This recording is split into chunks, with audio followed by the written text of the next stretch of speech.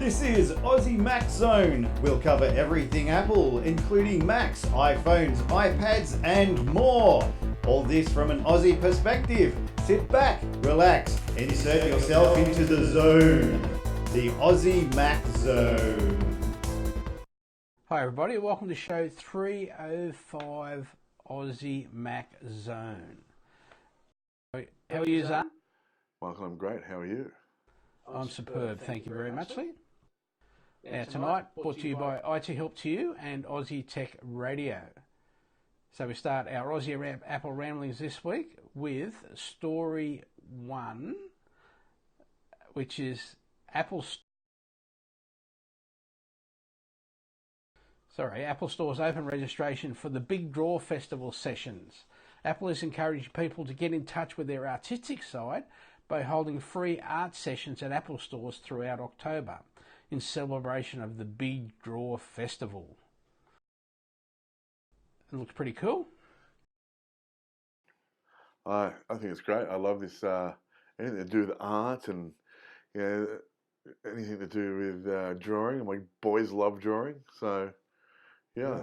So we just take them in and go from there. It's free. Just register. It's at all the stores all over the world. Excellent.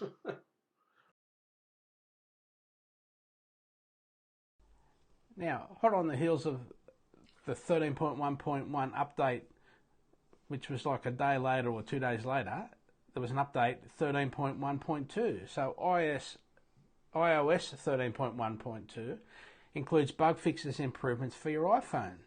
The update fixes a bug where the progress bar for iCloud backup could continue to show after a successful backup. Fixes an issue where camera may not work. It hasn't fixed that. Well, I had a thing with photos yesterday, but the camera was working. Addresses an issue where the flashlight may not activate. Fixes a bug that could result in loss of display calibration data. And fixes an issue where shortcuts could not be run from HomePod. It also addresses an issue where Bluetooth may disconnect on certain vehicles. We also got iPad OS 13.1.2, which includes improvements for your iPad.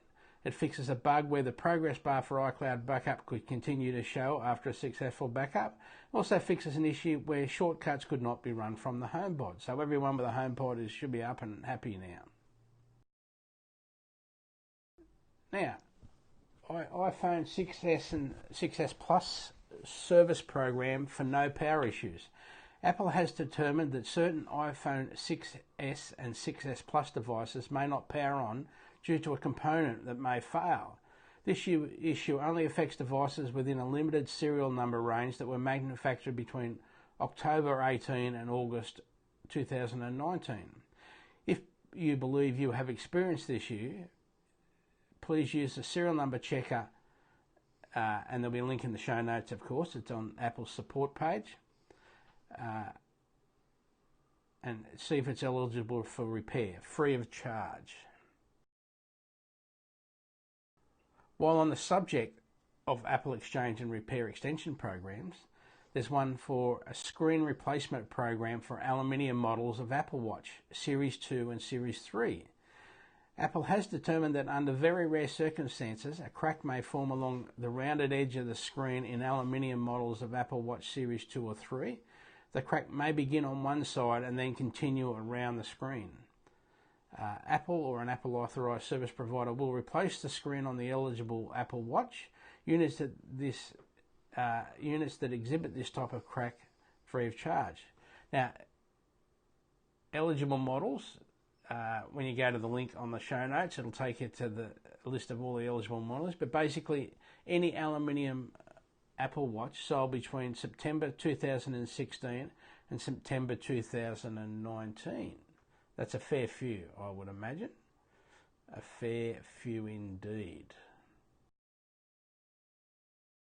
Now, this week, a reminder that we are brought to you by ithelptoyou.com.au. So if you need any Apple support, look us up, www.ithelptoyou.com.au. Send in any questions. You can email me, you can email Zarn or Michael at aussiemaczone.com.au, whatever you like. We just keep going and get it done. Yeah, that's right.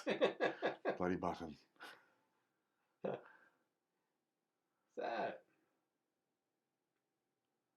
we're knocking him over.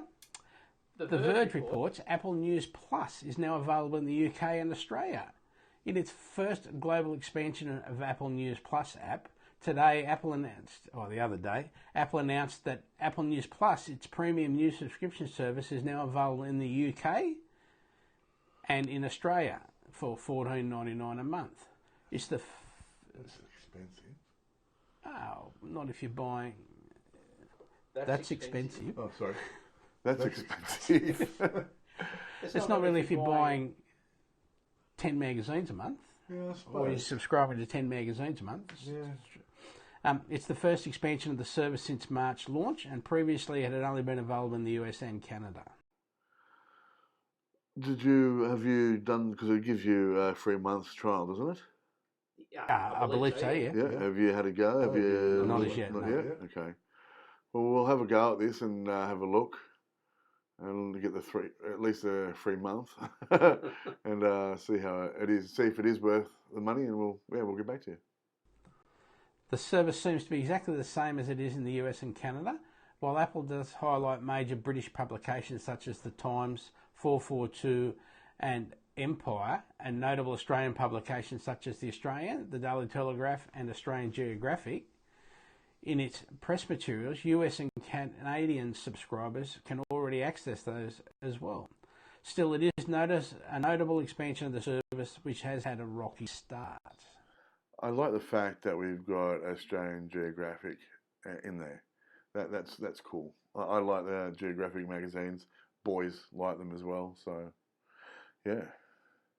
No, it's a good choice. Now, also this week, we're brought to you by Aussie Tech Radio. Because we're knocking these shows over, remember, Aussie Tech Radio, you just have it playing in the background. Just go to aussietechradio.com. You can have it playing 24 hours a day, and I promise you'll learn something every week. I promise you will. You got Your Tech Life, or Two Blokes Talking Tech, or Geeks Interrupted, or Aussie Tech Heads, just to name a few. Virtual Hold, Apple Slice. Yeah, they're all great tech podcasts. Yeah. And you do get a lot out of them. They're all great tech podcasts, and you do get a lot out of them, even if you're only listening to them for sort of 20 minutes at a time. If you listen to us for 20 minutes at a time, then you're liable to go crazy. So, yeah. Have a go. This is you.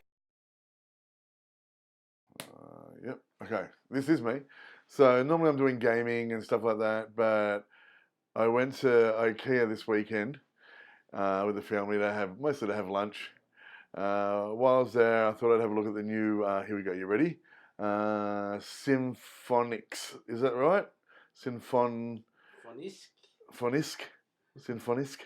lamp and speaker. I wanted to have a play with it just to check it out and see if it was worth, because they've got it retailing for $269, and so I just wanted to see if it was worth the money. What I found, it was a great product. You can be used in the bedroom. You can have more than one connected to it, so you've got sort of all musical around the house. They're going to be great for the kids' room as well, because you've got the lamp on there. You can have the light on while the kids are listening either to an audio book or podcast or something like that, to get them to sleep. And you don't have to worry about your little night light or anything like that. You can just run it all through the lamp. The sound quality was excellent. Now, Michael, you know the name of the speaker system they're using? The Sonos. That's right. The Sonos speaker. Sonos, yeah. So they're not cheap quality. They're actually quite a good quality speaker. Like I said, the sound quality inside the store was phenomenal, considering that where they had them was right across from the dining hall. It's very loud, and you could still get a decent sound, and the bass was quite good. I was impressed. It also has you can download the Sonos app, and so you can use it as an alarm clock.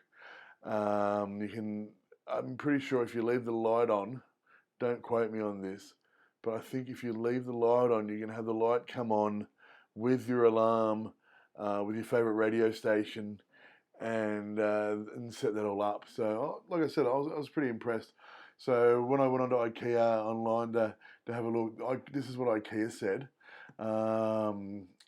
This table lamp with speaker has a rich and vibrant sound that fills the entire room and allows you to create the right atmosphere at home. The table lamp with speaker is a collaboration between IKEA and Sonos. It is easily integrated with other products from Sonos. You can stream music, podcasts, radio via Wi-Fi without interrupting your phone calls or notifications. The music keeps playing even when your phone or tablet is not around. Supports all of the major music streaming subscriptions and services. You can control each speaker individually, so you can play music in one room while the children listen to an audiobook in the other, or plays the same sounds throughout the home. It's compatible with AirPlay 2, so you can stream audio directly from your Apple device. If you want stereo sound, you can buy two identical speakers. You can use two identical speakers as rear speakers for a Sonos home theatre system.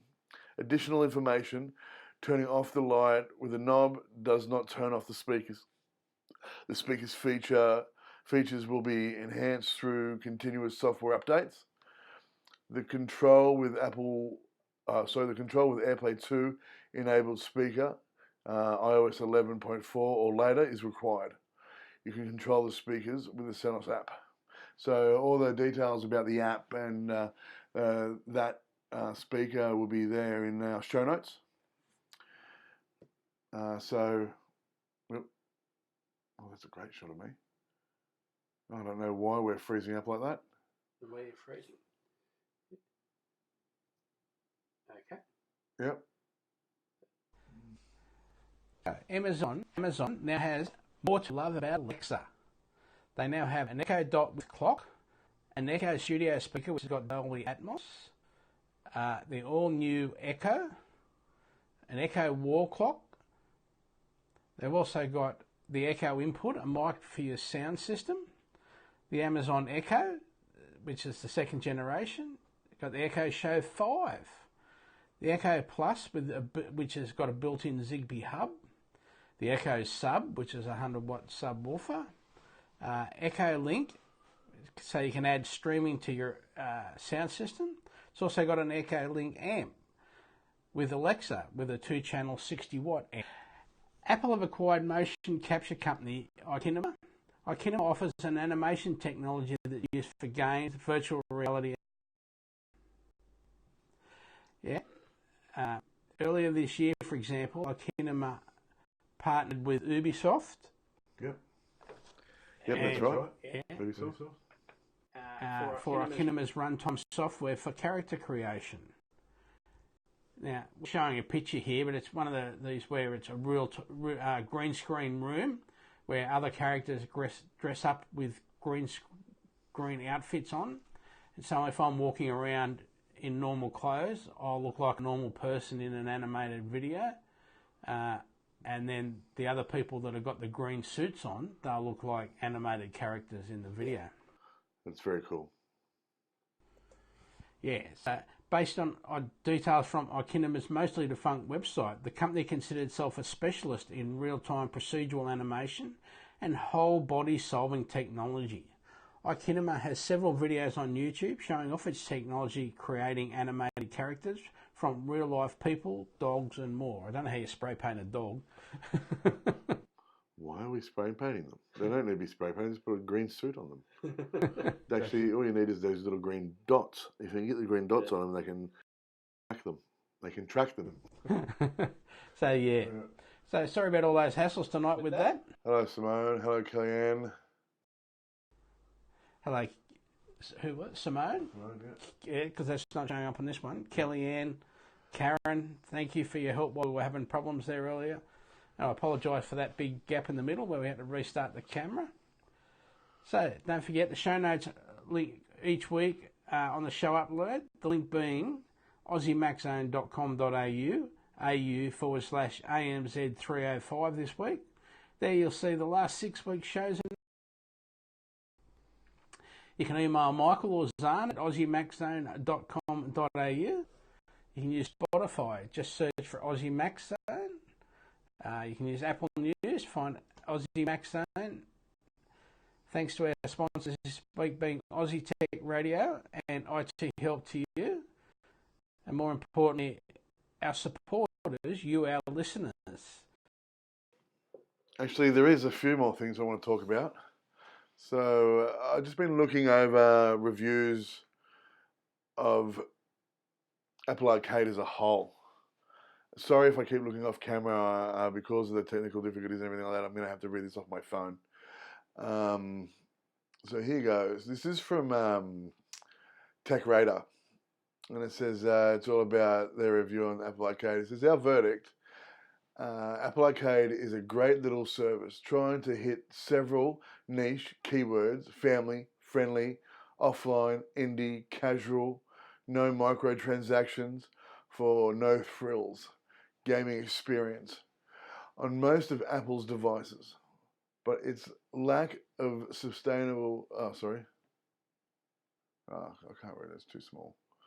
AAA titles combined with an unclear growth strategy make it tough to guess how it will fare in the future.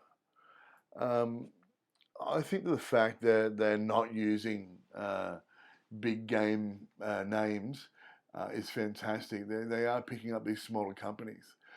Companies that normally wouldn't get a chance or even be looked at to play. So I think what they're doing is fantastic. Judging, this review goes on to judge Apple for not picking up their bigger name games and stuff like that. Now, I'm a gamer. I have a console. I can play those bigger name games on my console. I'm happy to pay for those bigger name games for my console. The Apple Arcade, I think, is great. For one, I get to play with my son. The games are pretty easy normally, and like to have two players and show a kid. And the ones that are harder that I like to play, you wouldn't want to play them on a console anyway. The fact that you've got them right there in your hand, the one that keeps coming to mind because I've played it the most is Sayonara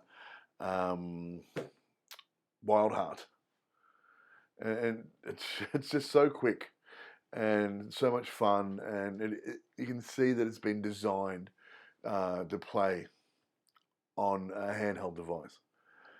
These games, Apple's not trying to compete with a market that's already there, like with the console market. They're not trying to say, oh, look, we're the next greatest thing to consoles. They're saying this is what you can do with your device while you're out. You can go on and play them if you want at home. And so comparing them to the bigger name games and things like that, I thought the review was a little lacking. So with that, that's pretty much what I've got from there. They go on to say that it is a good idea. They're saying that they don't know where the other titles are going from, that you're paying this much a month and they've only released this many titles. Will there be more titles in the future? Of course there will be. They're acting like Apple hasn't thought this through. They're not the great tech company they are for not thinking things through. They're not. We don't have iPhones in our hands. They're Mac computers on our desks because they didn't think these things through. So I think they were a little one-sided when it came to the review. I'm also a little biased, which is okay. That's why I'm here to. That's why I'm here to defend it. Again, I went searching for reviews. I found some really good ones, but I found this one, and I thought I would talk about this one because they are saying that it's okay, for what it is. No, for what it is, it's fantastic. It's a great idea. You do not get any of the ads. You are playing these great little indie games from companies that you wouldn't probably hear of if Apple didn't give them this chance. what Apple's done is a magnificent thing for smaller companies. So that's my 2 cents worth on that review, which was mostly my review anyway. Thank you for listening. This is the end of the podcast. Yeah. Again, apologise for the video issues. We'll try and have that resolved. Yes, we will. Over to you for the sign off. Remember, guys, Apple a day keeps the Androids away. Thanks a lot. See you later.